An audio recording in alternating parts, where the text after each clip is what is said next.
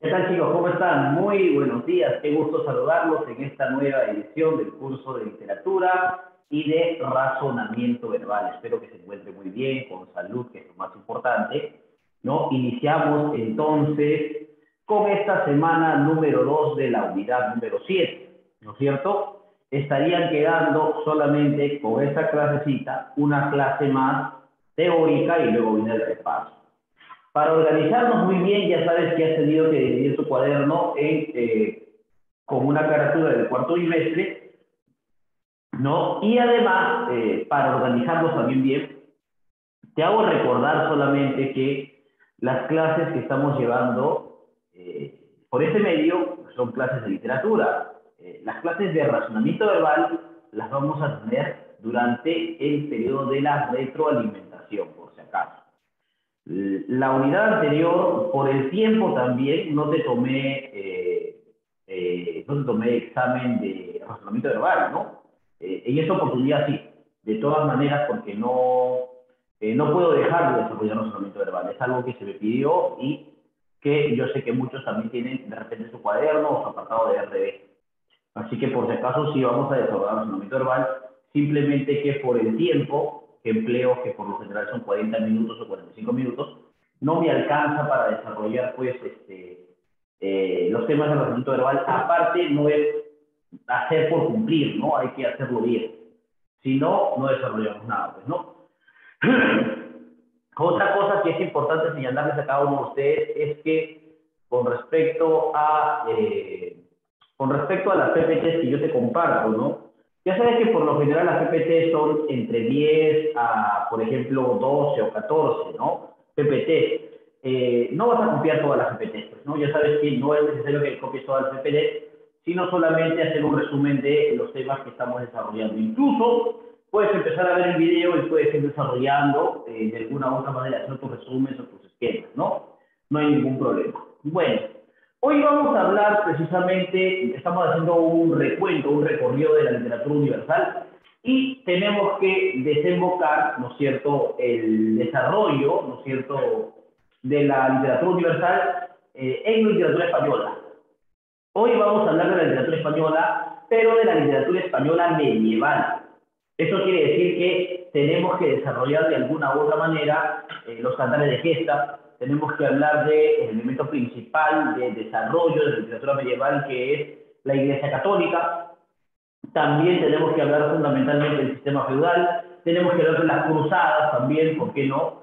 Y cuáles son las primeras manifestaciones que se van a desarrollar dentro de la literatura española, los primeros escritos en español, ¿no es cierto? Y cómo es que se originan de alguna u otra manera, o en qué periodo se va a originar la época del medievalismo o de la literatura medieval y cómo va a decantar en la literatura española, ¿correcto? Hoy nos vamos a enfocar en la literatura medieval española y vamos a hablar precisamente de uno de los cantares de gesta más importantes de la literatura hecha en este territorio, ¿no? Vamos a hablar pues del cantar de El mío Cid, ¿no es cierto? Que tiene como personaje principal a Rodrigo Díaz de Vivar.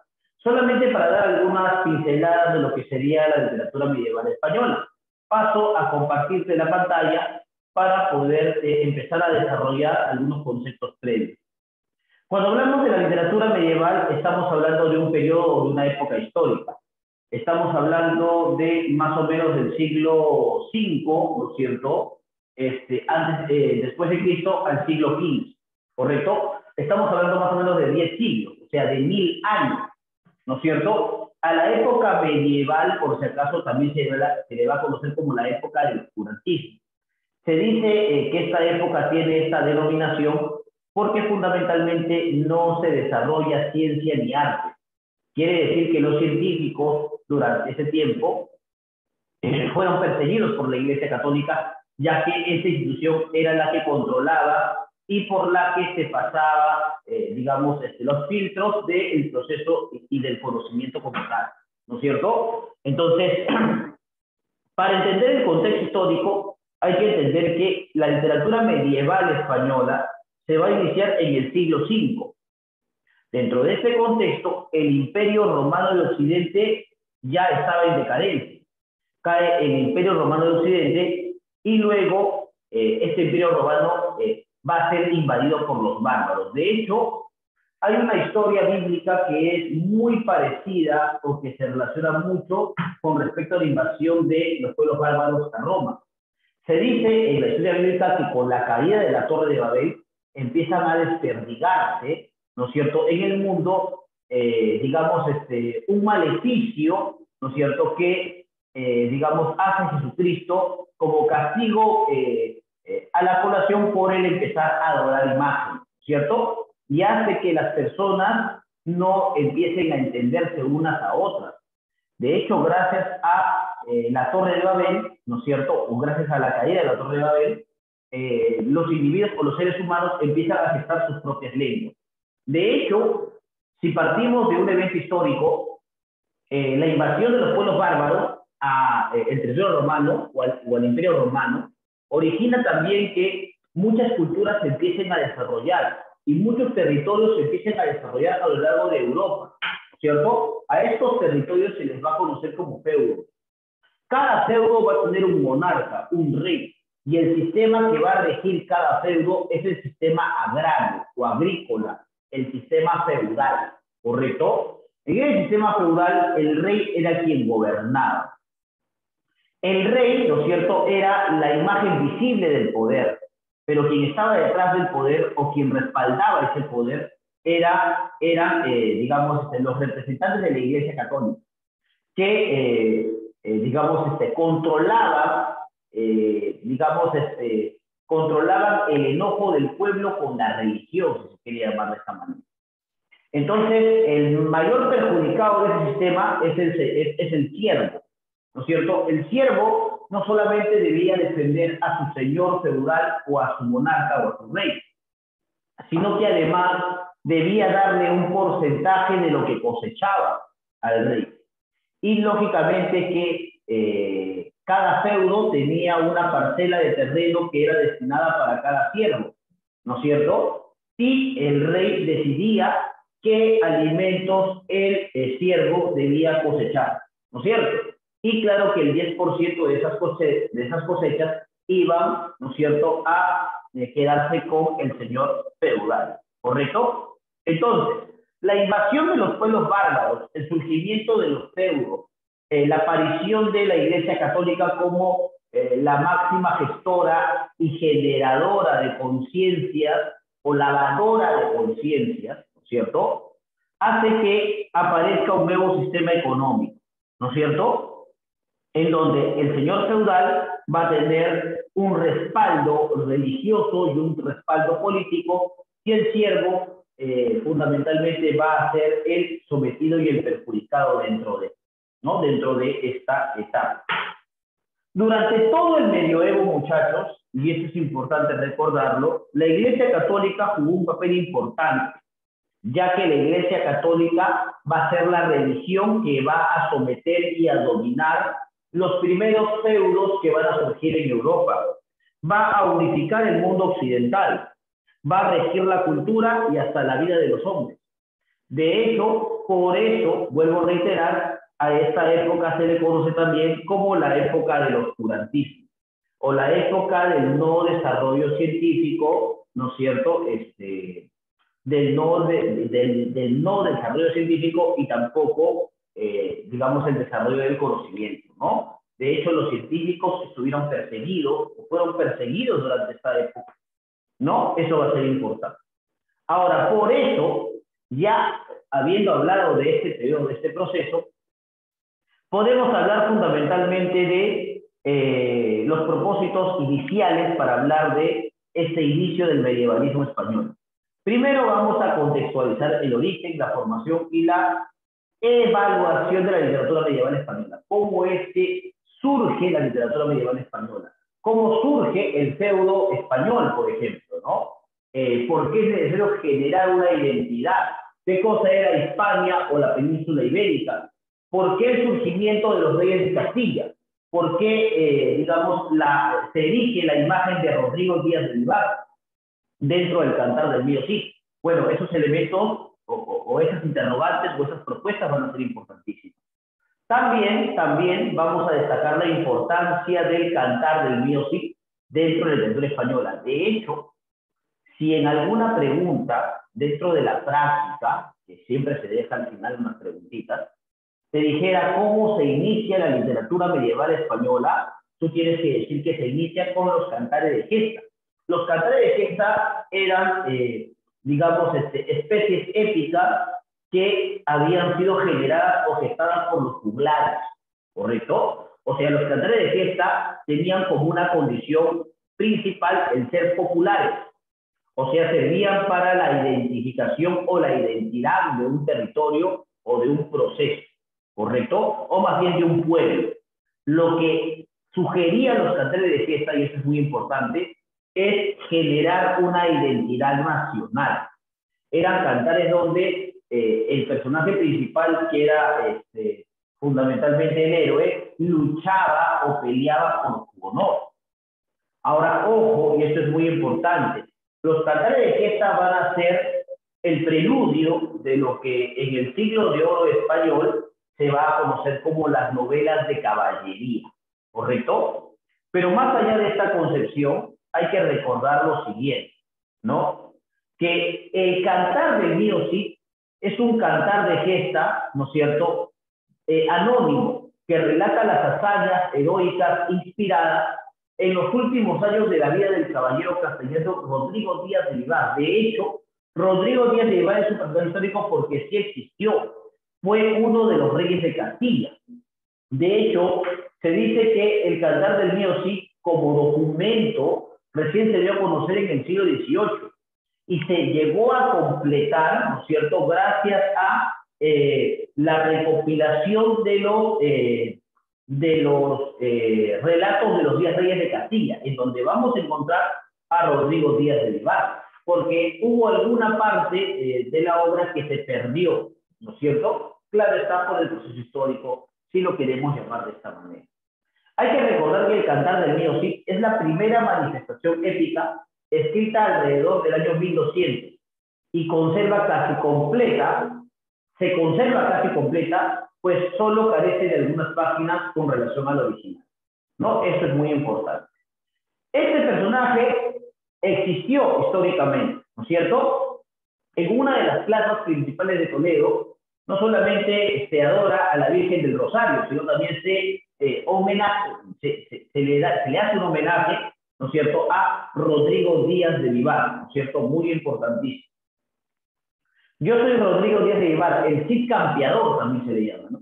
Mi caballo se llama Babieca y obtuve en las batallas de Barcelona y Valencia las espadas Colada y Tizón, ¿correcto? Hay que recordar que el caballero, ¿no es cierto?, o el siervo, no solamente peleaba por su rey, sino también peleaba por su honor. Y para que ese honor tenga una documentación, en cada batalla que ganaban, ellos pedían un trofeo de guerra. Por lo general, esos trofeos de guerra eran espadas, ¿no es cierto?, con los cuales ellos se enfrentan, ¿no? Armamento, o el armamento de esa época, para luchar por el honor, ¿no es cierto? Sobre todo eso era lo importante, ¿no? Hay que recordar eso. ¿Cuál es el contexto histórico por el cual aparece el cantar del mío Cid y cómo no va a aparecer fundamentalmente la literatura medieval española? Esto va a ser muy importante recordarlo, ¿no? Mira, ¿cuál es el contexto importante? Hay que recordar que en el medioevo existen 3 periodos o 3 etapas. Encontramos la Alta Edad Media, el Medioevo y la Baja Edad Media. Por ejemplo, en la Alta Edad Media, que surge desde el siglo V al siglo XII, vamos a hallar este contexto importante, ¿no?, dentro de este proceso. Se dice fundamentalmente que en España y en Europa, por esta época, no hubo tanto desarrollo literario, ¿no? Sobre todo se caracteriza por ser una etapa histórica, por los procesos que están ocurriendo. En el 476 después de Cristo cae el Imperio Romano de Occidente, como yo te había explicado. De hecho, surgen las invasiones bárbaras. De hecho, surgen los primeros reinos, ¿no?, los primeros feudos. Surge el sistema feudal, ¿no es cierto? También empiezan a originarse las guerras santas, conocidas como las cruzadas. ¿no es cierto? También posteriormente surge el pensamiento humanista, ¿no es cierto? Con Dante Alighieri y su Divina Comedia, que ya lo hemos visto, ¿no es cierto? Pero bueno, en el 711 se va a dar la invasión árabe a la península ibérica, una invasión que va a durar 700 años, o casi 700 años, ¿no es cierto? Etapa poca propicia para la creación literaria, de todas maneras, tanto en Europa como en España. Edad de la retórica y el escolastismo. Eso es muy importante porque lo que buscaba la Iglesia Católica era adoctrinar a la población, digamos, principalmente bajo su beneficio, ¿no? Ustedes saben que el poder lo que trata de hacer es homogeneizar, ¿no es cierto? Quiere decir que todos tengan lo mismo, ¿no es cierto? Porque si hay acaso alguien que pretenda individualizarse, es condenado, es sometido y es castigado por el Tribunal de la Santa Inquisición. Primero puede ser excomulgado y luego asesinado, por si acaso. La Iglesia Católica trató de unificar a través de la retórica.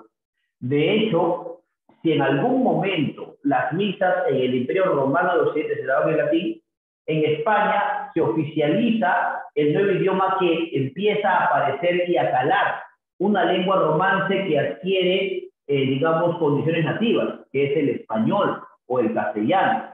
Ahora, claro, es un castellano que fundamentalmente también está relacionado con algunas frases o algunos elementos árabes. El árabe, digamos que la influencia árabe que en algunas palabras del castellano utilizamos en la actualidad, como por ejemplo la palabra ojalá, la palabra almohada, la palabra albaricoque, la palabra álgebra, ¿no es cierto? La palabra ojalata, etcétera, etcétera, ¿no? Entonces, hay palabras que hemos heredado por la influencia de la invasión árabe a la península ibérica. Ahora, retórica, ¿por qué? Porque los párrocos, o quienes de alguna u otra manera empezaban a adoctrinar a las personas, debían convencer o persuadir a la persona que escuchaba. Y la Iglesia Católica va a jugar un papel sumamente importante, porque la Iglesia Católica va a unificar el mundo occidental, va a regir la cultura y la vida de los hombres, ¿no es cierto? Va a regir la cultura y, como no, la vida de los hombres, ¿no es cierto? Eso va a ser importante dentro de este proceso porque la Iglesia Católica va a ser la institución con más poder dentro de este periodo, ¿no es cierto? Ahí está la caída del Imperio Romano de Occidente y, cómo no, la invasión bárbara al territorio romano, ¿no es cierto? Aquí, por ejemplo, la Iglesia Católica obtiene el mayor poder y claro está que la Iglesia Católica era el poder invisible, mientras que el poder manifiesto era el poder de los señores feudales que, digamos, ejercían este poder sobre los siervos, ¿no? Que eran los mayores perjudicados. Ahora, hay que recordar que para que surja el carnaval del Mío Cid, este surgimiento va a, digamos, a estructurarse en el siglo más o menos 12 al siglo XIII. Podemos hablar de eso. Del siglo 12 al siglo XIII. Eso va a ser importante porque el cantar del Mío Cid no solamente va a surgir en la época del medievalismo o del sistema feudal, sino que se van a producir las cruzadas, las verdaderas guerras santas, como se dice, ¿no? El mundo dividido en dos ideologías religiosas, la musulmana y la cristiana católica, ¿no es cierto? Una ideología que va a dividir el mundo en dos, el mundo oriental y el mundo occidental. El mundo oriental bajo su función católica cristiana y el mundo oriental bajo su predilección musulmana, ¿no es cierto? Podemos hablar de estas guerras, ¿no? En España, por ejemplo, van a aparecer los primeros documentos escritos en un pseudo-español o en un proto-español. Van a aparecer las cartas mozárabes, que de alguna u otra manera aparecen en el siglo XI, que son la primera documentación del idioma español, pero relacionado o involucrado, ¿no es cierto?, fundamentalmente con el árabe, ¿no? Eso va a ser importante. Y en épica, sobre todo, y esto va a ser muy importante, vamos a encontrar a dos tipos de oficios: el mester de juglaría y el mester de clerecía. El meserre que decía era el oficio de los clérigos, personas instruidas o preparadas para utilizar la retórica y el escolastismo, trataban de convencer y de persuadir. Aquí vamos a encontrar a Gonzalo de Berceo, por ejemplo, ¿no?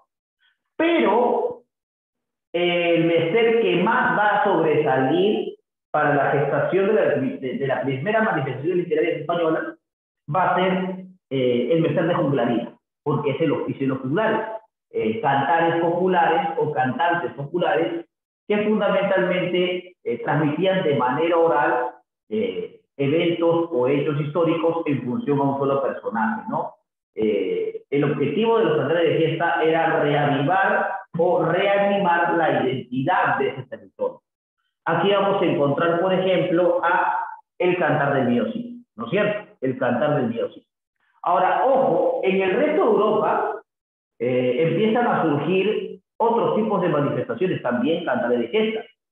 Por ejemplo, en Alemania vamos a encontrar el cantar de los Nibelungos. En Francia vamos a encontrar el cantar de Roldán.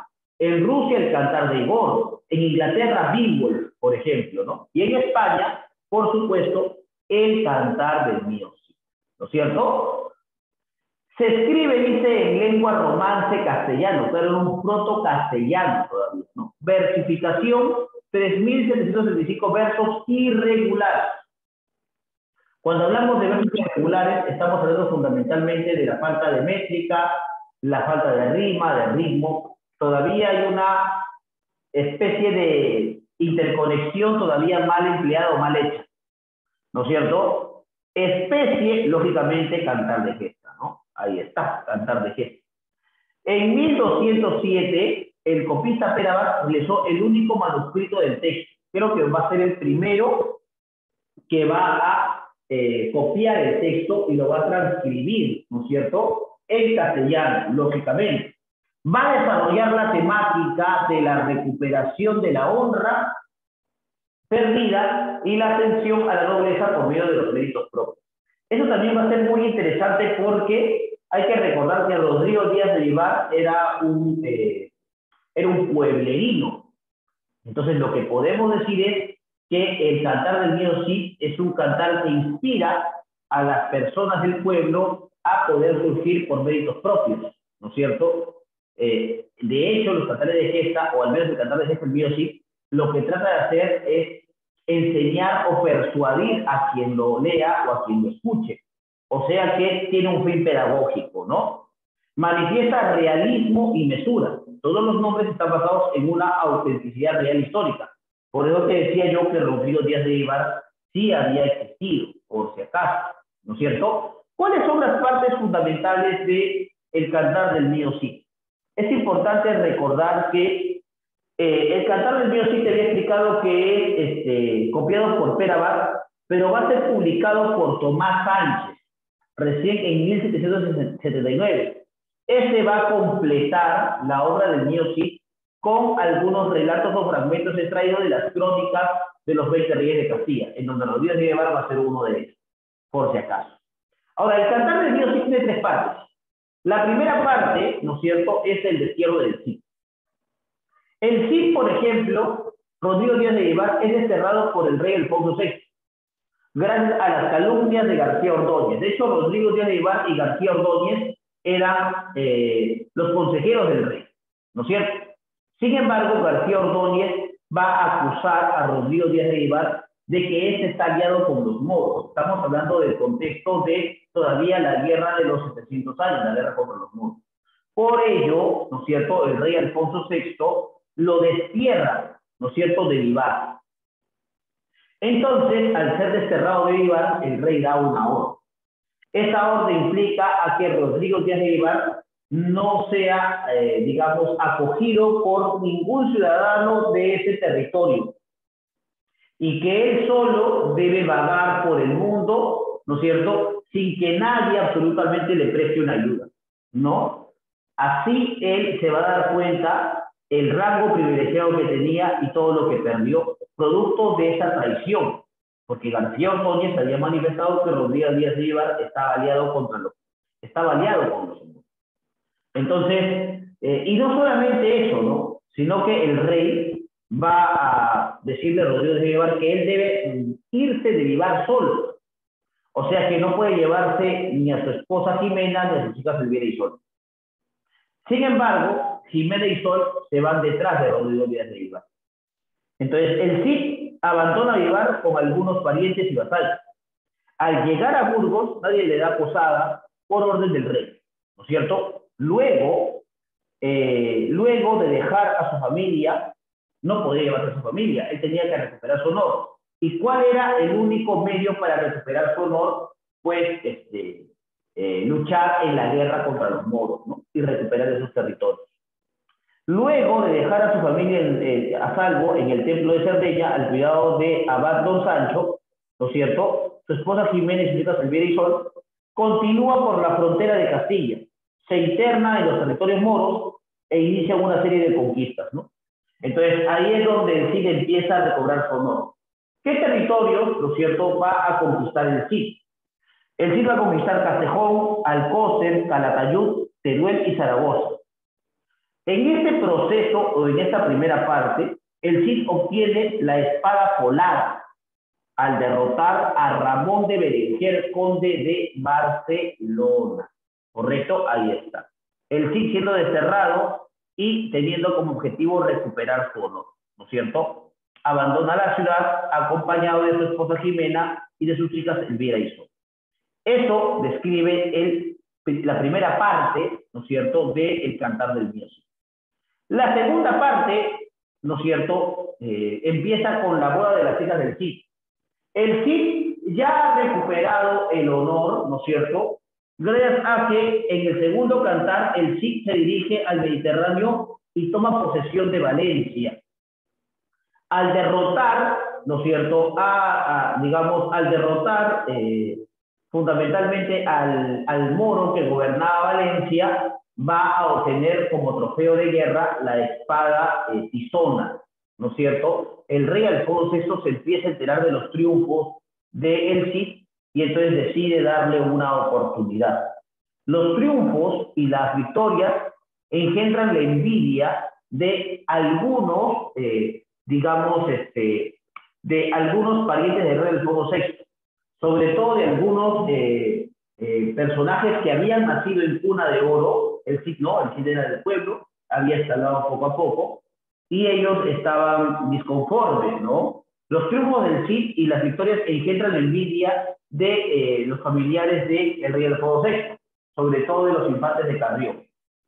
Sin embargo, los infantes de Carrión planean algo, ¿no? ¿Qué planean? Planean casarse con las hijas del Cid, para así vengarse del Cid y hacer lo que éste vuelva a perder su honor, ¿no es cierto?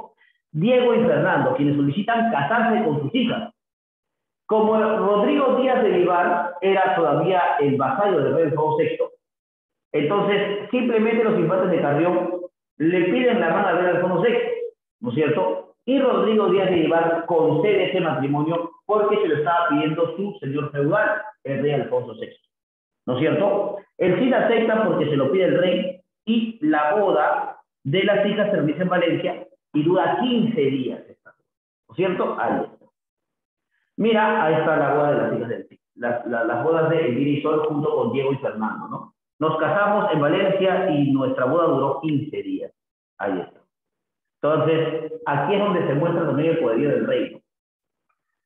Finalmente, ¿no es cierto?, en el cantar tercero, la afrenta de Cortes, ¿no?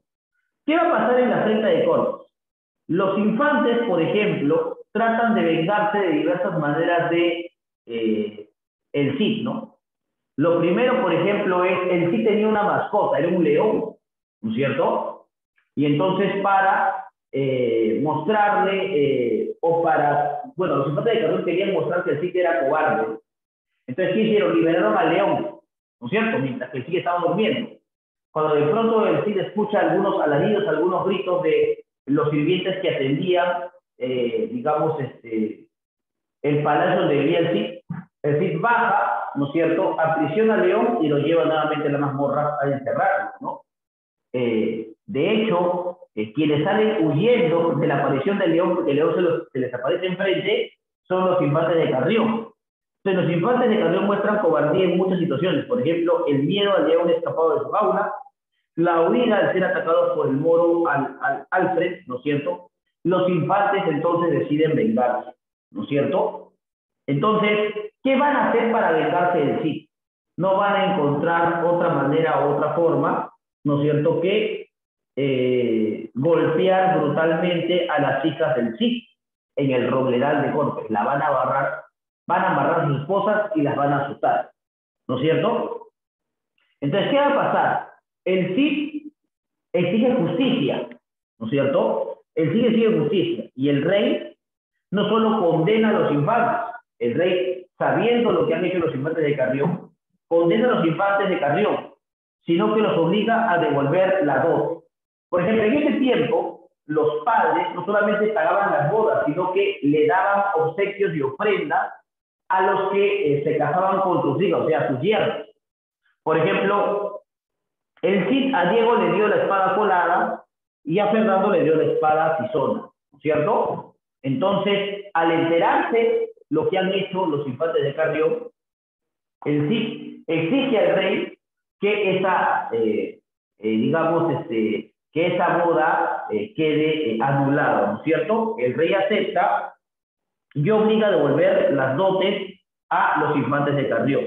Los infantes deberán batirse a duelo con Pedro Bermúdez. De hecho, el Cid no puede pelearse con, ¿no es cierto?, los infantes de Carrión. Ahora, ustedes se preguntarán por qué. Porque el Cid ya había sido condecorado por el rey como una persona honorable. Entonces, ¿qué hace el Cid para recuperar su honor? Manda a sus vasallos Pedro Bermúdez y Martín Antolinet para que enfrenten a los infantes de Carrión. Cual cobarde sale huyendo y el Cid va a recuperar su honor. ¿Cómo va a terminar el cantar del mío Cid? Con la boda de las hijas del Cid, pero que se casan con los infantes de Navarra y Aragón, y este va a recuperar su honor, ¿no es cierto? Ahí está. Eso es lo más importante.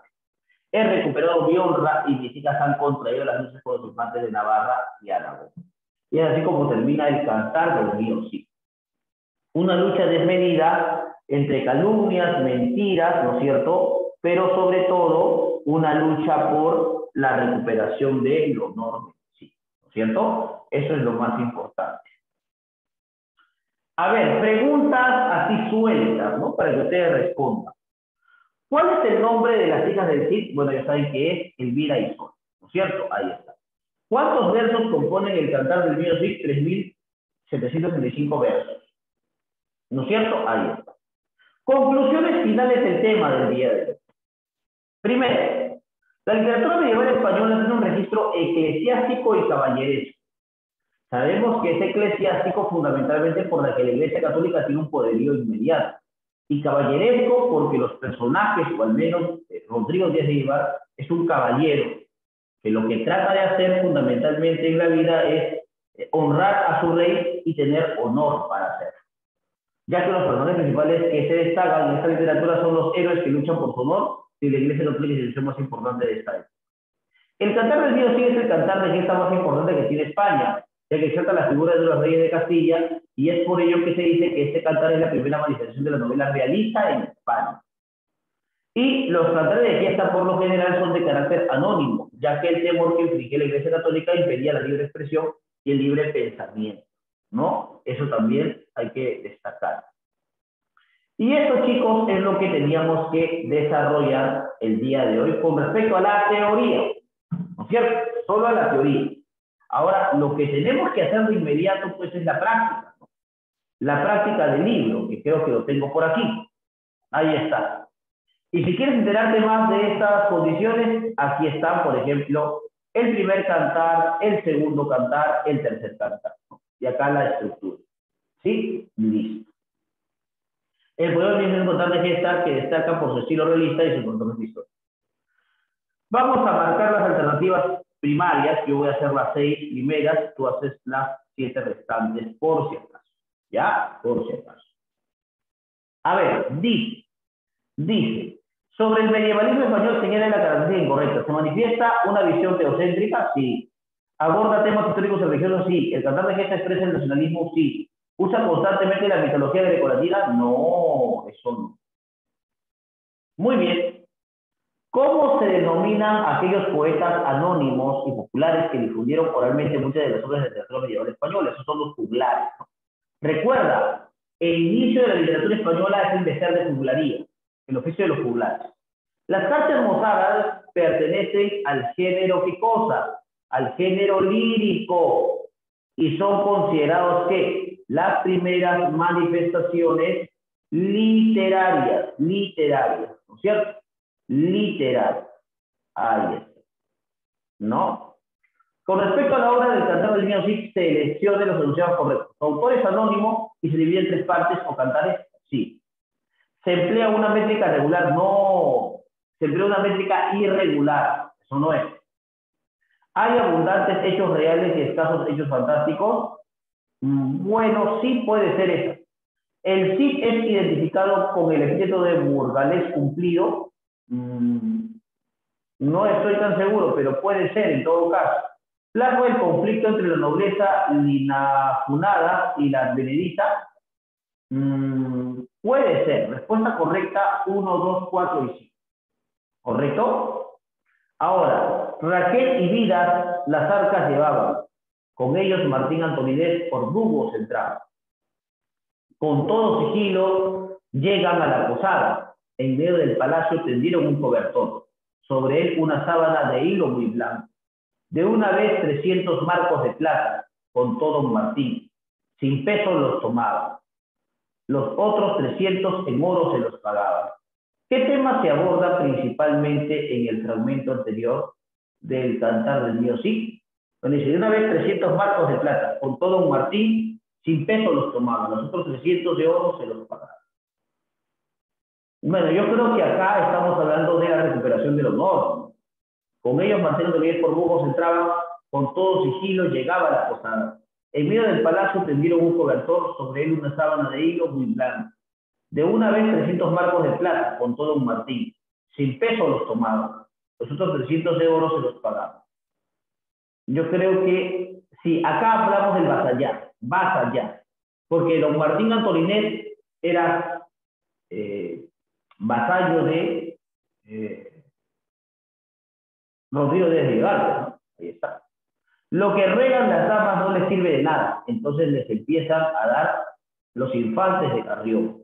Con las chicas corredizas, azotarlas sin duelo. Con las espuelas agudas donde a ellas les duele más. Rompen las camisas y las carnes a ambas. Limpia salía la sangre sobre los ciclones. Con respecto a los versos del cantar de Dios, elija la alternativa correcta. El pasaje narrado pertenece al segundo cantar, no al tercero. Los infantes se vengan del Cid por la toma de su querida Valencia, no. El hecho de esto representa la segunda pérdida del honor, eso sí. Los infantes quieren apropiarse de la herencia, no. La alternativa C. Listo, muchachos. Ya saben que te queda así desarrollar de la pregunta número 1 a la pregunta número 5. Trata de desarrollar, marca lo que puedas, ¿no es cierto? Que nadie te apresura. Y bueno, eso ha sido todo lo que hemos tenido que desarrollar el día de hoy. Ya sabes que RB lo vamos a desarrollar, recuerda la próxima, bueno, cuando desarrollemos la retroalimentación, ¿cierto? Eso es lo más importante. Listo, chicos, cuídense, que tengan un buen día. Chao, chao. No se olviden de desarrollar las preguntas que te voy a compartir. Nos vemos.